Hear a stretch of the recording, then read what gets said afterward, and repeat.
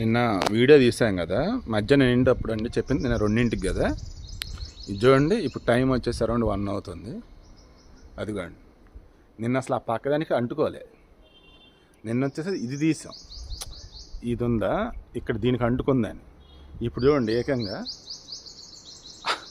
అవతల వైర్కి అంటేసుకుంది. అదేనండి, ఎక్కడ ఉందో అసలు నిన్న అసలు లేదు, అసలు అవతల అంటేసుకుంది. లైక్ ఎలాగంటే మరలా చెప్తున్నానండి, మొక్కలకు ప్రాణం ఉన్నది ఎంత నిజమో దానిలో ఆత్మ ఉన్నది కూడా అంత నిజం. ఆ ఆత్మ వచ్చేసి ఏంటంటే దానికి తెలుస్తే అనమాట. అది కూడా అలాగా గత జన్మ తాలూకు జ్ఞాపకాలు అన్నట్టుగా. ఐఎమ్ షూర్ ఈ మొక్క వచ్చేసి ఇది మళ్ళీ ఇప్పుడు జస్ట్ నీళ్ళు పోసాను. గత జన్మలో ఉన్నటువంటి ఆ మొక్కే మరల ఇక్కడే పుట్టింది. ఆ మొక్కే మొత్తం దానికి తెలుసు అనమాట, ఏది ఎక్కడుంది, ఎలా ఏంటి, ఎలా ఎదగొచ్చు ఏంటని.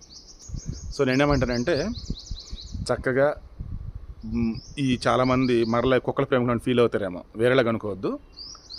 మనుషుల కన్నా వేరే ప్రాణులు బెటర్ అని మీరు అనుకుంటే మొక్కలను ప్రేమించండి, మొక్కలను పెంచండి, మొక్కలతో ఫ్రెండ్లీగా ఉండండి.